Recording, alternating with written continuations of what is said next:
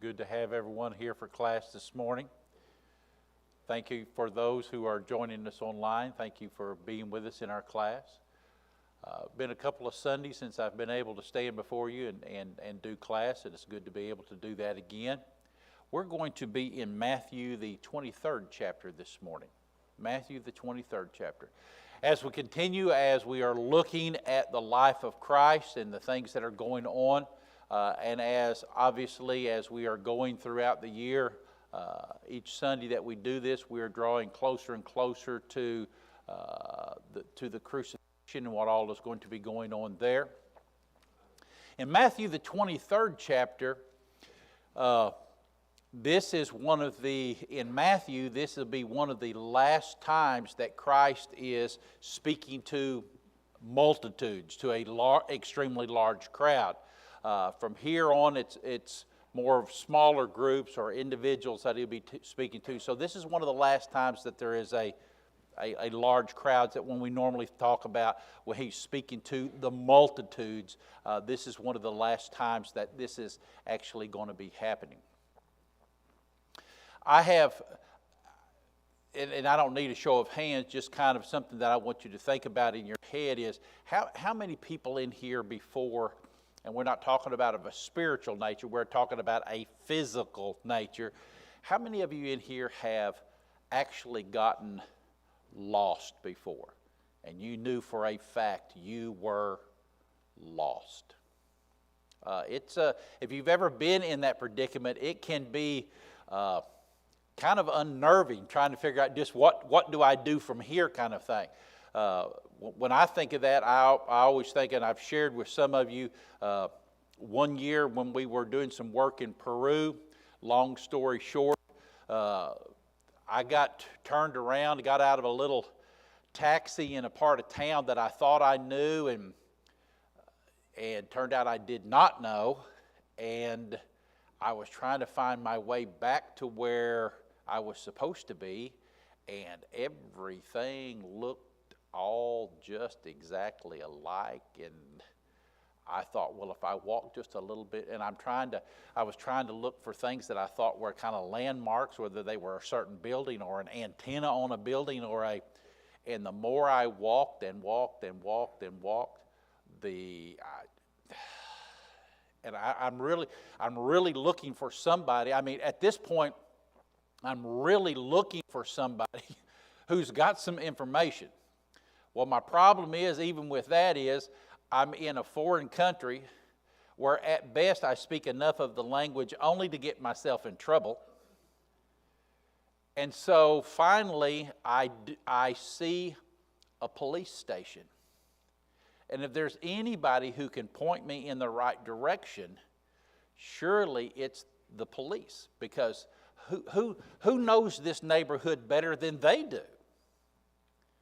And so I walk in, and in my extremely poor Spanish, I'm trying to tell them that I'm with the medical clinic, that I'm working at the medical clinic that's in their area.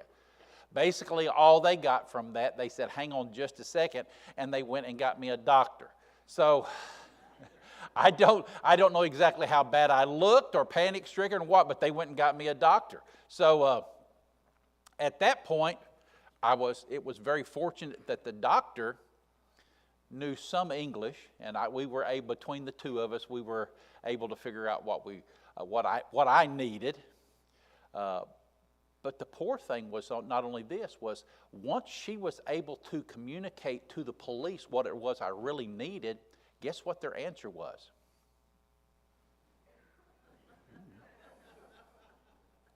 Where's the medical clinic at? I know it's in your area. That was kind of disheartening. To find, I finally thought I knew I had somebody that I would know the area, and I had finally gotten across to them exactly what it was that I needed, and the answer that I got from the authority, that I thought the person who would be the authority of this area was, And the best that we came up with was, tell you what we'll do. We'll put you in the police car and we'll drive around till something looks familiar. Well, I'd already been walking around for 2.5 hours trying to find something that looked familiar. I didn't know. All this was going to be better was that I was going to be riding instead of walking. And we'll just drive around till we find something that looks familiar. Well, luckily, as I was getting into the police car, a lady actually ran across the street and was talking to me, and she was thanking me for seeing her the day before in the medical clinic. Thank you. Thank you, Lord, for sending this person my way. And so the police said, well, where is it? And she said, it's right over here. And really, we were like a block and a half from it. If I had just gone one more and taken one more turn, I'd been right there. And what made it even worse, you know what the name of the road was that it was on? John F. Kennedy Boulevard. Surely it had to have some Spanish name that I couldn't pronounce or remember. It was John F. Kennedy Boulevard was right across. But anyways, a very disturbing thing to know. I'm having a hard time finding what I need, and I know for a fact I am lost.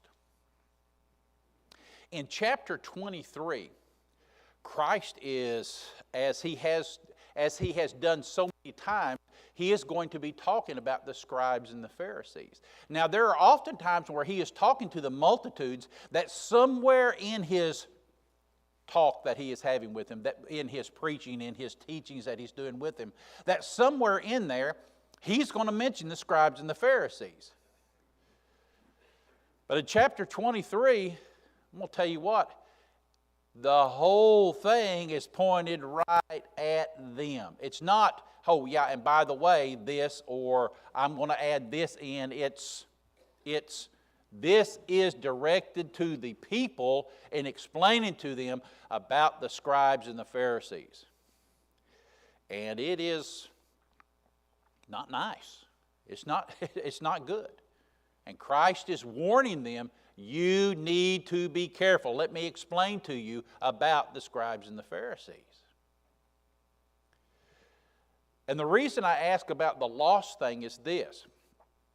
Imagine you are a people that that you want to know what.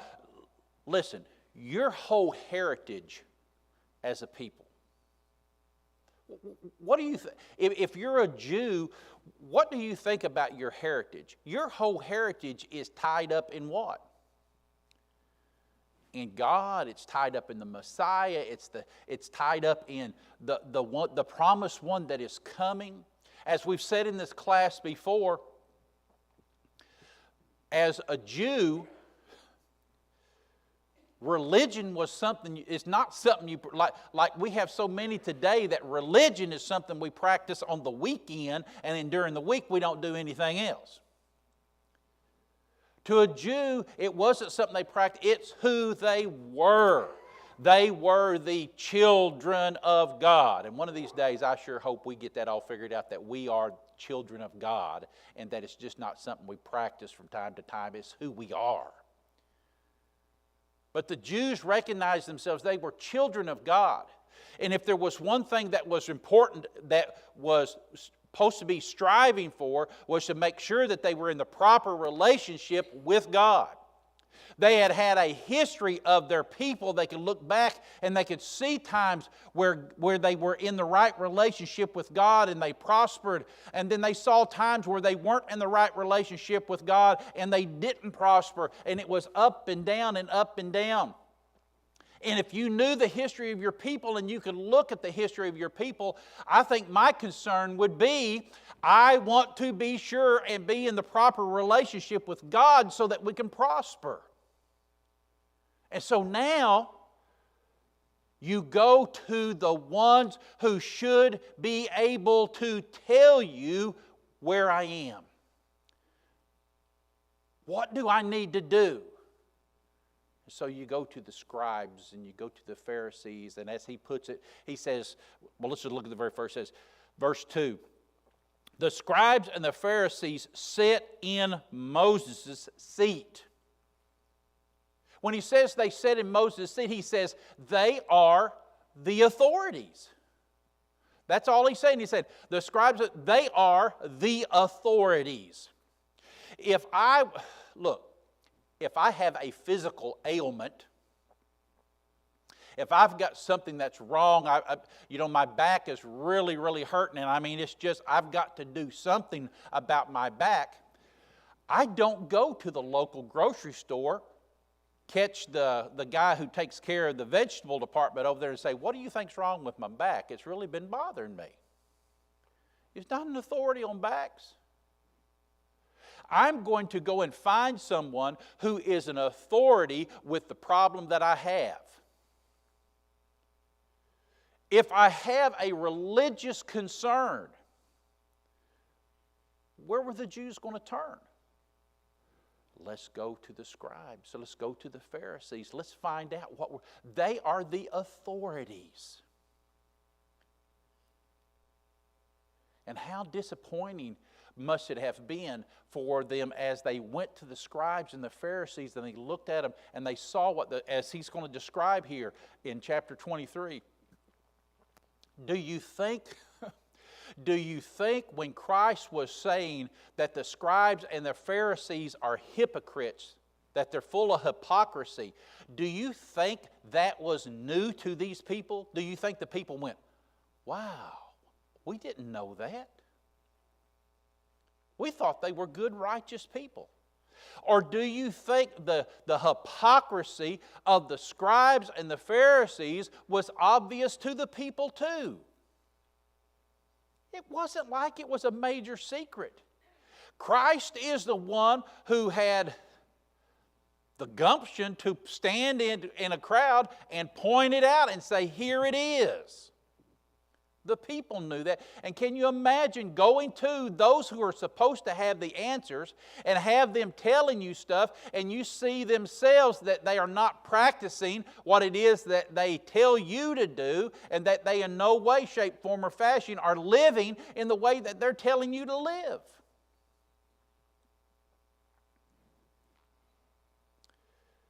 The scribes and the Pharisees sit in Moses' seat.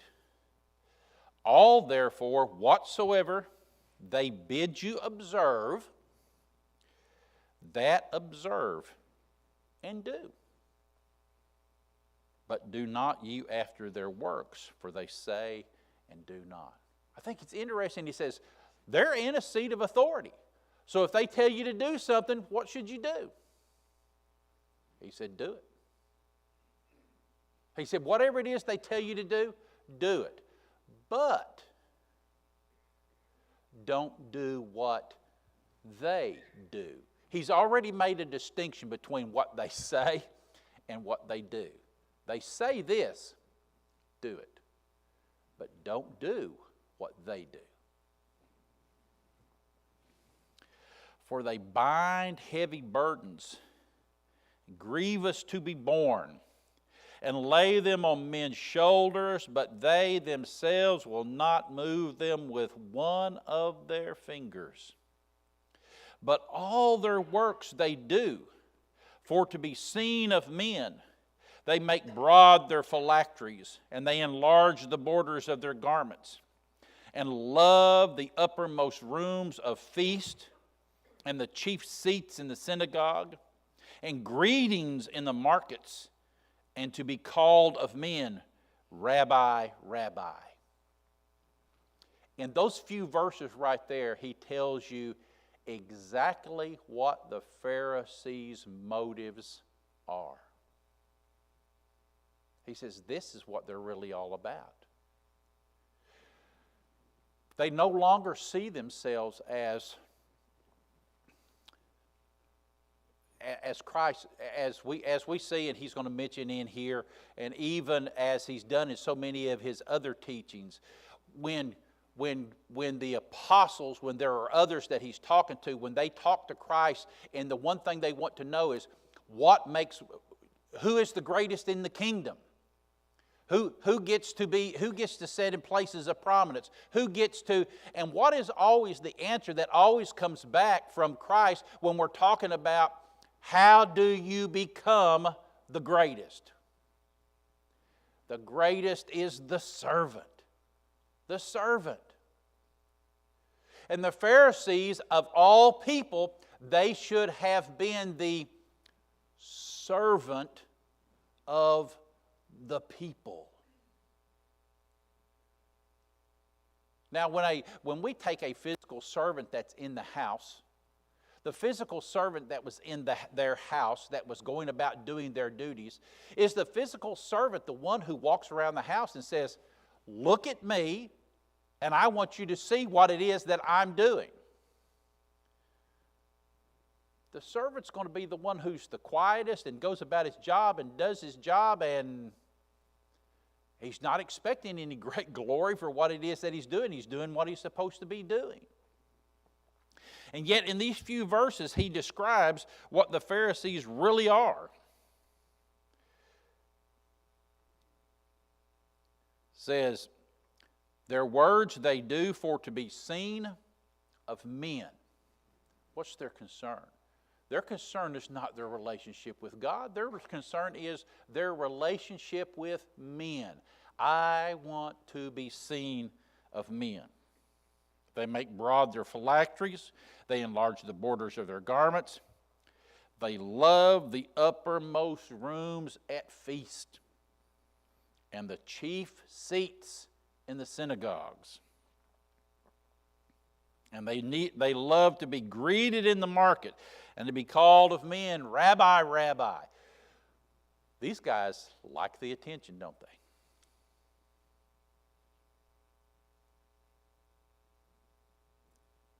With us, is there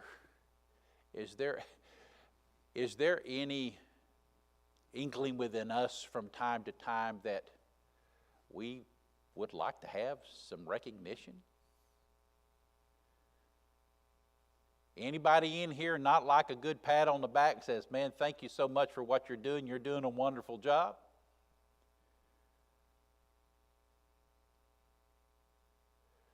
Anybody in here, let's say you go to a local sporting event and you walked into a local sporting event and somebody saw you and said, hey, oh no, you're not going to sit right there. Let me tell you what. Let me take you up to the box seats. Let's go up to the box seats. I'm going to let you sit up at the box seats at this game. Anybody in here going to say, please no, please set me in the worst seat in the house, that's where I want to sit? Or are you going to say, wow, that'd be nice, thank you? You see, there are things that here that we as individuals, there are things that we enjoy. We like recognition. We like for people to think well of us. I would hope everybody in here would want people to think well of you. You see, the problem is when those become the determining factors in our lives. When those become the things that drive our life. Why am I doing this? I'm doing it because I want the recognition. That's why I'm doing it. I'm doing it because I want to sit in the box seats. That's why I'm doing it. Why are you doing it? Why are you setting out to do it? And he says the Pharisees, they are who they are because they want the recognition of men. And whatever form that may come in, that's what they want. But you see, their job was supposed to be that of spiritual leaders. And you've got people that are coming to them and they're more concerned about their status and where they, let's face it, when we come down to the last parts of Christ, we're down to the parts of Christ's life where they have already said what? If we let Him continue doing what He's doing, what's going to happen to us? They're going to come and take it away from us. We're going to lose our position. We're going to lose our power. Does it have anything to do with Him being the Christ? No. Have they come to the conclusion, they've quit arguing whether or not the things that He does are good things or whether or not they're miracles. They're not even arguing that anymore. You can't argue. There's too many people who can say, we are witnesses to what He's been doing. We're not even going to argue that point anymore. We're not even going to argue the point of whether or not He's the Son of God. All we know is this: He is jeopardizing everything we have, and we need to get rid of Him.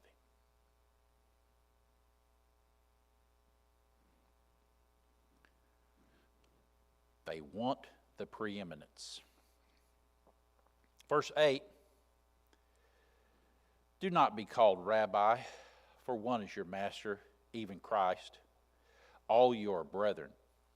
Call no man your father upon the earth, for one is your Father, which is in heaven. Neither be called master, for one is your master, even Christ.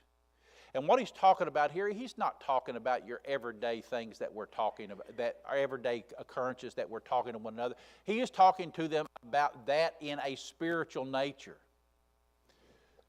I'm not calling you Father in a spiritual nature. I'm not calling you Master in a spiritual nature. I'm not calling you Teacher in a spiritual nature. He says He says, here's the people who hold those positions, and it's not the Pharisees. But they like being addressed as such. Verse 11,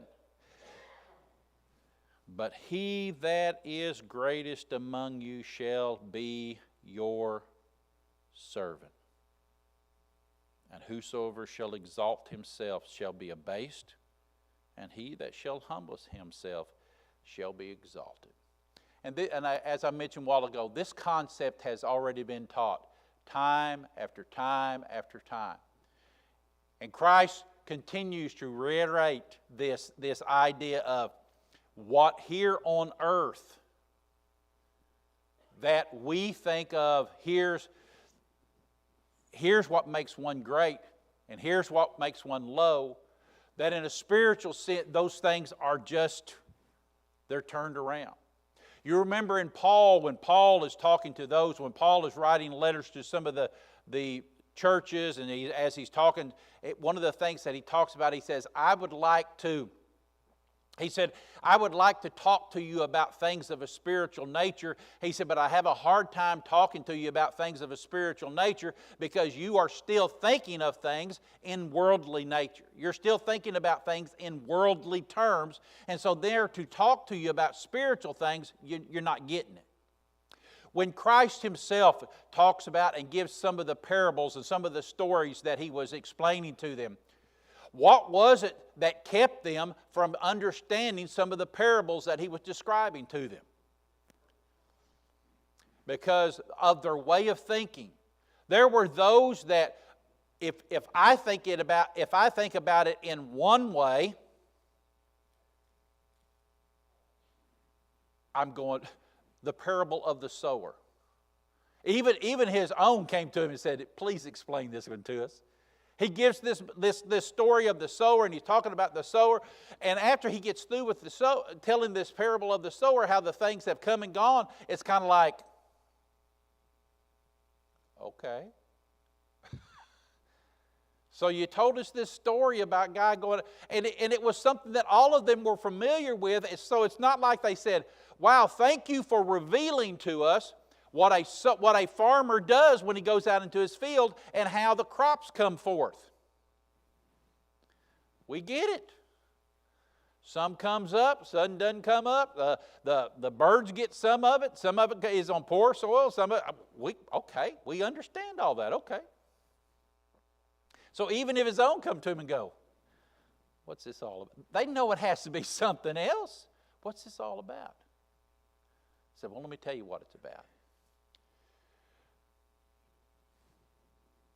The things that Christ, when He's talking to these individuals,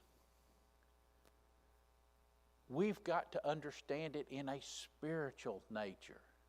Because many of the things that when we think about it in a worldly nature, it just doesn't make sense.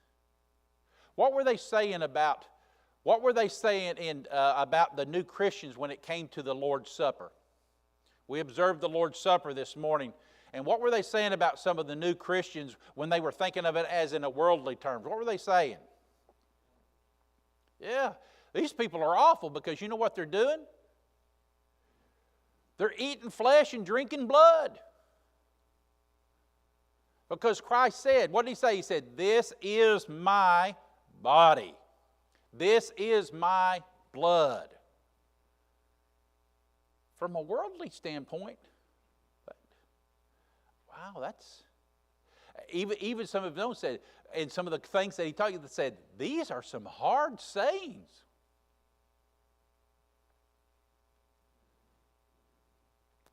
We have to think of it in a spiritual nature.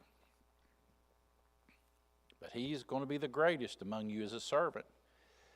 And who shall exalt himself shall be abased, and he that humbleth himself shall be exalted. If you're going to gain your life, what do you got to do? You got to give it up. The one who tries to keep his life will lose it. He who gives it up will gain it. Verse 13.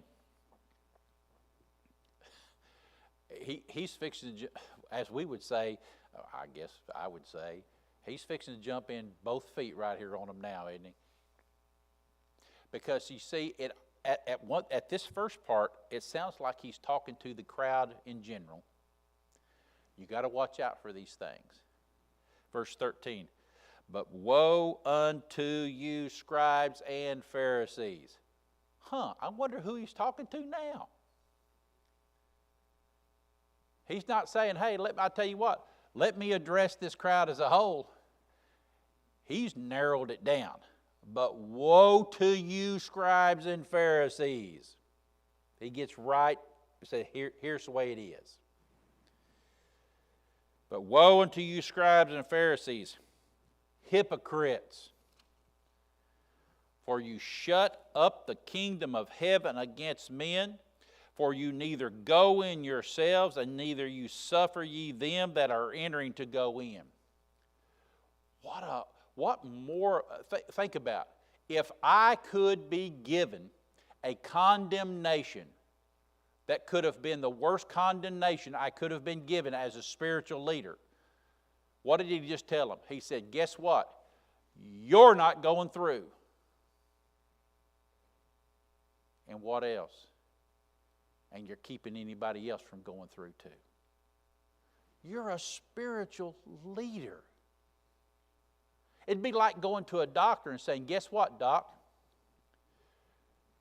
You're going to die, and everybody you're taking care of is going to die too. You're not helping nobody. You're not helping yourself, and you're not helping the ones that you're ministering unto, or that supposedly that you're ministering unto. You're not entering. And I'm going to tell you what, if you're the guy that's got the broad phylacteries, you're standing on the street corner, you're saying your prayers to be seen of men, you're sitting in the chief seats and wherever you're at, you're in the best seats, and you sit in the seat of Moses, who should be going into the kingdom? You should be. And he said, you're not. You're not going. And the bad part is, you're also those who are trying to go, you're keeping them out. Well, how are they keeping them out? How does a spiritual leader keep someone from entering to the kingdom of heaven?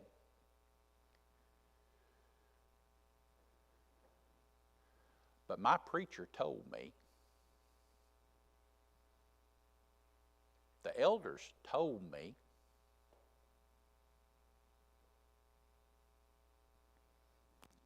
you think in the day of judgment, there's going to be some individuals that stand before God in judgment and are condemned because they kept others from going in, because they gave them wrong information? What does it say in the Scriptures about one who is a teacher?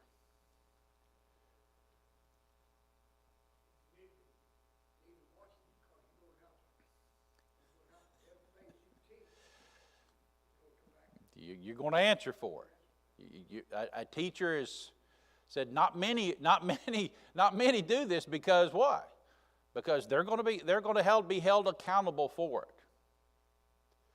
I will say this, and I don't speak just of myself. I'll say, I'm going to tell you, there is nothing that is more humbling in the eldership than when people say, "What do you think I ought to do?" Now, first of all, there's not an eldership around anywhere who shouldn't look at the Scriptures for every answer they give. It should never be an "I think." It should always be, here's what the Scriptures teach. But just to know that someone is saying, you're supposed to be a religious authority. I've heard too many. I actually heard a gentleman make the statement one time, and George Jennings and I had gone down and was working with a little church, and they were having some problems. And one of the problems that was the preacher, literally just to cut it to the chase, was the preacher was teaching some false doctrine. And we went down and we spoke with the church, and George and I both spoke, and we talked about what it was that the preacher was teaching was false doctrine. We showed in Scripture why it was false doctrine, that this cannot be so. And there was a gentleman who made the statement. He said, "Well, if we can't trust the preacher, who can we trust?" And his conclusion was, if that's what the preacher told me, that's what I'm going to do. Gordon.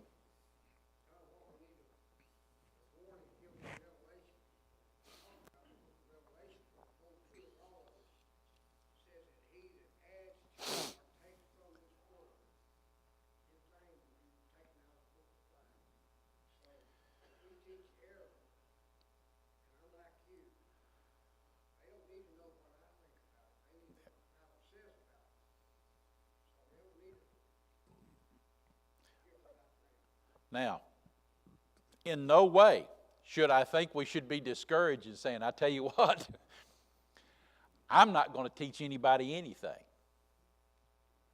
As a Christian, that's our job.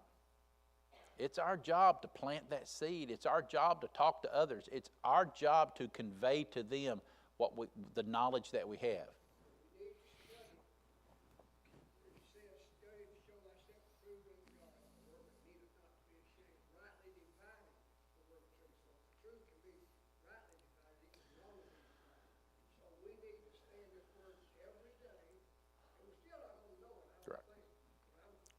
Well, when he says rightly divided, that not only tells me that it can be wrongly divided, but it also tells me that I can understand what it is that he's talking about. And I need to be able to present that to others. He goes on, verse 14, "Woe unto you, scribes, Pharisees, hypocrites! For you devour widows' houses, and for a pretense make long prayers, therefore you shall receive the greater damnation." Several times in the Scriptures it talks about something and does this, and it does a couple of different comparisons.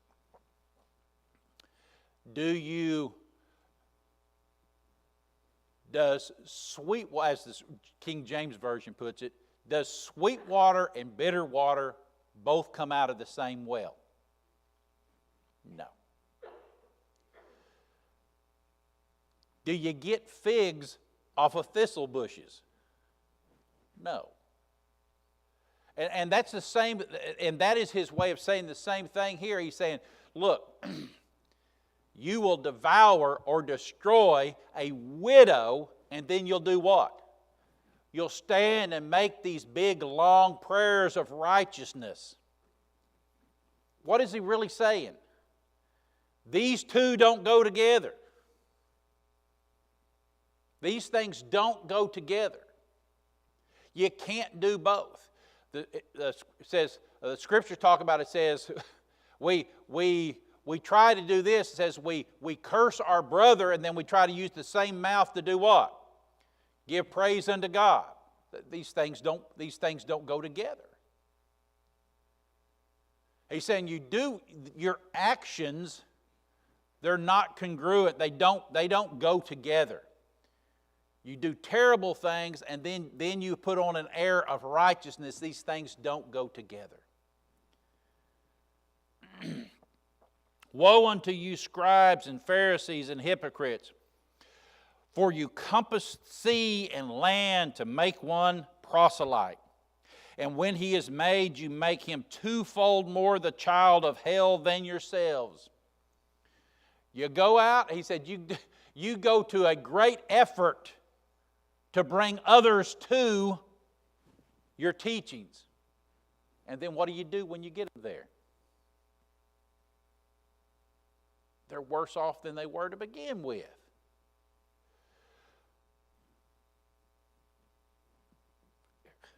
You get them in such a state that they're worse than they were.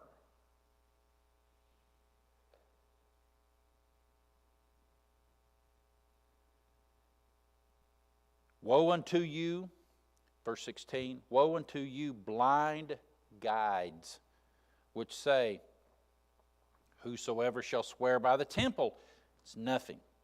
But whosoever shall swear by the gold of the temple, he is a debtor. You fools and blind, for which is greater, the gold or the temple which sanctifieth the gold? And whosoever shall swear by the altar, it's nothing. But whosoever sweareth by the gift that is upon it, he is guilty. Ye fools and blind, for whether it is greater, the gift or the altar that sanctifieth the gift. Whosoever therefore shall swear by the altar, sweareth by it and all things thereon. And whosoever shall swear by the temple, sweareth by it and by him that dwelleth therein. He that shall swear by heaven, sweareth by the throne of God and by him that sitteth thereupon. He's just going through, in this short little part here, what he's really saying is, the scribes and the Pharisees, they took so much, the temple, the altar, all these things, and they started putting in lines of distinction that God never put there. Oh, well, this is more important than this. And when they came to Christ, what was it that they are try to get with Christ first thing? What is the greatest of the laws? What's the most important? Well, love the Lord thy God with all thy heart, with all thy soul, thy mind. And the second is unto it, love thy neighbor as thyself. Upon these two hang all the laws and the prophets. They were very used to drawing lines of distinction of what was important and what was not important. Now, he's going to go on to this, and he's going to start talking about when they are setting aside their herbs and they're tithing this and that, and this is more important than this, and this is more important than this, and this is more important than this, and they started putting in distinctions that were never meant to be there.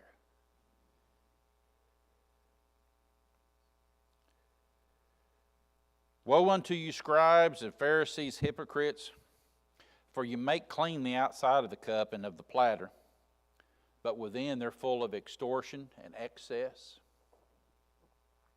Thou blind Pharisees, clean first that which is within the cup and platter, that the outside of them may be clean also.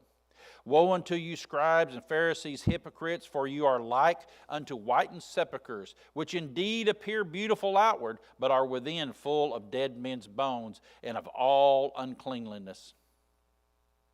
Even so, you also outwardly appear righteous unto men, but within you are full of hypocrisy and iniquity. Woe unto you, scribes and Pharisees, hypocrites, because you build the tombs of the prophets and garnish the sepulchres of the righteous, and say, if we had been in the days of our fathers, we would not have been partakers with them in the blood of the prophets. Stop there just for a second. He's saying, what you are and what you try to appear to be are two completely different things. But what I want us to see is here he says, if we had, he said, you build these nice sepulchres and you garnish them and try to make it look righteous. But what is it that put those prophets in those tombs? Unrighteousness is what put. And he said, then you say of yourselves, well, if we had been in those days, we wouldn't have done that. Now, you remember there was another time where they made that same kind of a statement, says we're not like our father. And Christ said, you are of your father. He said, you are of your father, the devil. He said, that's who your father is. And they got all upset about it. They got a little upset with that, didn't they? And why is it that Christ said, he said that he knew that their father was the devil? Said, you're a bunch of liars. Satan is a liar. So therefore, if you're liars, then he is your father. He's the father of liars. Well, if we had lived back then, we wouldn't have done that to the prophets. We wouldn't have shed their blood. We would have done differently. What's he going to tell them? Well, let me find my place here again. Verse 30. If it had been in our day of our fathers, we would not have been partakers of them in the blood of the prophets. Therefore, you be witnesses unto yourselves that you are the children of them that killed the prophets. Fill you up then the measure of your fathers. Ye serpents, ye generation of vipers, how can you escape the damnation of hell? Wherefore, behold, I send unto you prophets and wise men and scribes, and some of them ye shall kill and crucify, and some of them shall ye scourge in your synagogues and persecute them from city to city. One of the things I want you to look on there, he doesn't say, I've sent them and you have done this. What is the phraseology? I will send them and you will what? And you shall do it. This is yet to come, isn't it? He's not saying, I accuse you because I know of people you've already done this to. What he's saying here, he says, I'm sending them and you will do it. You will scourge them. You will crucify them. You will do these things to them. This is stuff they are yet to do. Yes, sir.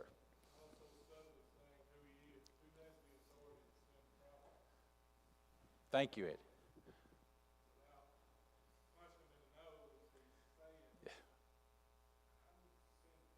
Yeah. Okay.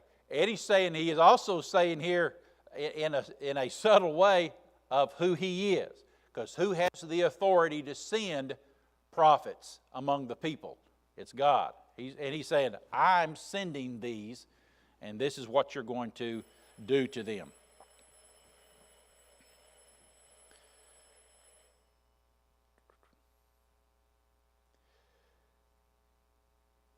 Verse 35, and upon you may come all righteous blood shed upon the earth, and from the blood of righteous Abel unto the blood of Zacharias, son of Barchias, whom you slew between the temple and the altar. Verily I say unto you, all these shall come upon this generation. Now, if there's something we talked about earlier, he's saying what? What he just told them there was, guess what? You will be held accountable. There will be being held accountable for it. Thank y'all for being here this morning. Thank you very much.